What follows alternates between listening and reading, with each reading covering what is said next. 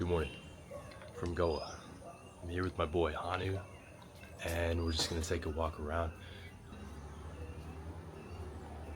I flew in yesterday, and the trip so far has just been unbelievable. Like the sights, the sounds, the interactions. Um, Feeling blessed. I hope you're having a great day today. I haven't slept very much. I have been trying to just get the lay of the land here, I would say, and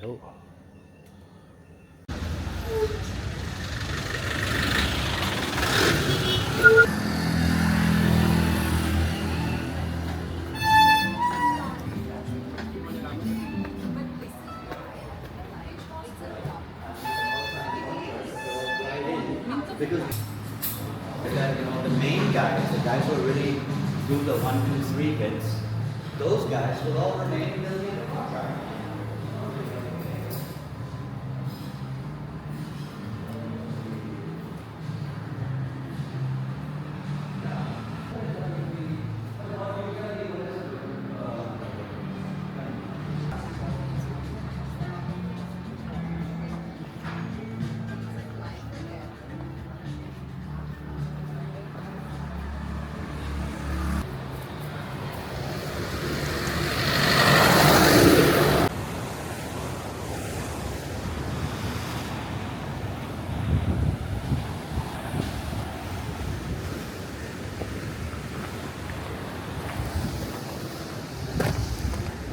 how you doing, man?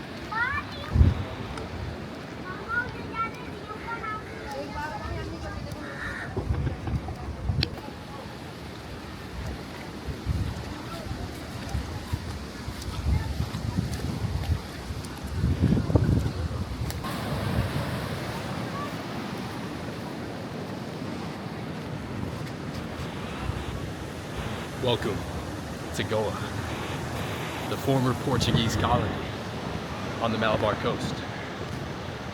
I'm excited to show you around. I got in the day before yesterday. I'm still kind of recovering from Bombay, to be totally honest. That was a crazy experience. I'm glad you could all join me for that. So, Malabar coast and Goa are considered one of the last 9 lost paradises on Earth. Goa has changed a lot in the past few decades.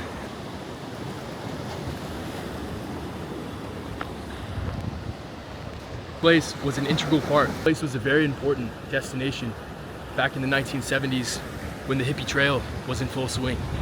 For a long time, Goa remained a secret. Outsiders didn't know about it. But pretty soon, by the 1980s, by the 1990s, the word was out and people were coming here by the thousands. When COVID hit, this place became desolated, and what filled its place were Indian nationals from other regions around India who came to Goa primarily because they didn't want to be locked up in their apartments in cities like Delhi, Bombay, so they came here. And I don't blame them. It's a beautiful sight, it's a beautiful place, and I'm excited to explore it with you. So let's take a walk around and see what Goa is all about. The place in particular is called Anjuna Beach. It was well known for its flea market, its hippie flea market. Back in the 1970s, the 1980s, hippies from all over the earth would flock here in the thousands and hold full moon ceremonies on the beach at night. There were LSD raves, psychedelic raves. This was the place. This was the awakening destination for so many people for such a long time. and now it's changed a lot. My first observations, it's extremely congested now. And from what I could tell, talking to the locals, is the hippies fled. The hippies left a couple decades back. And yeah, so it's changed, but it still retains much of its Portuguese influence. I'll show you a little shot of that. The Portuguese ruled this part of India for 500 years, and it wasn't until the 1960s that they left. So this place has a very strong Portuguese, very strong Christian influence. A lot of the Indians here are not Hindu, they're Christian. However, that's starting to change. So yeah, when you drive around town, you'll see cows on the street, you'll see stray dogs everywhere. Third day in India, and it's progressing quite well. So no complaints, and let's take a look around. What's up, buddy? I love the dogs here.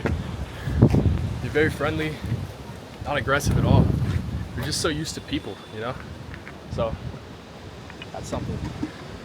A lot of this place too looks a little bit dilapidated, and I think the primary reason for that is there's a lot of construction going on. They're remodeling everything. They're changing the style of the buildings. Right now, in Greater India, there's sort of a nationalist uprising. And part of this nationalist uprising is turning all of these Christian buildings into more of the Hindu flavor, the Hindu style. So a lot of change. Industrialization is occurring here right now. Way back in the day, Goa was known for its flea markets. Traders would come from all over the country to sell their goods to the hippies that came here. Although the hippies have largely left, the markets remain intact, and people still travel thousands of miles to come to Goa to sell their goods.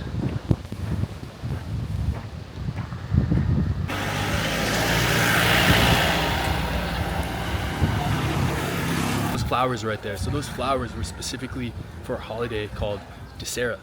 This holiday is symbolic of money and abundance. I find that very fascinating that they have a holiday dedicated specifically to Dussehra.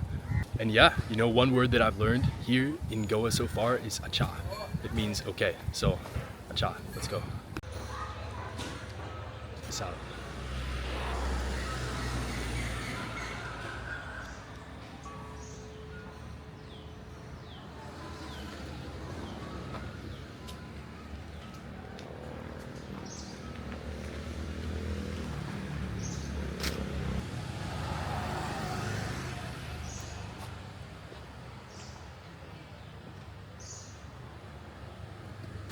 One thing I love about Goa is the architecture. Case in point.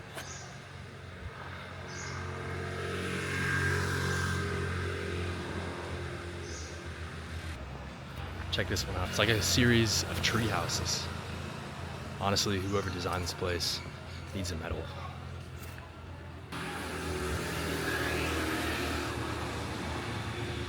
This looks like it's a school right here.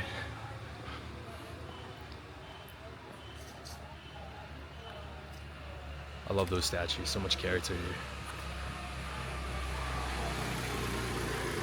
Just the design of everything.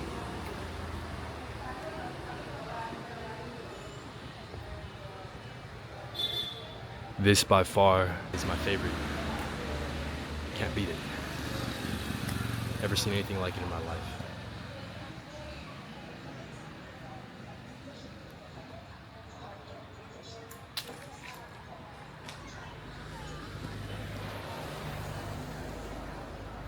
All right, let's keep going.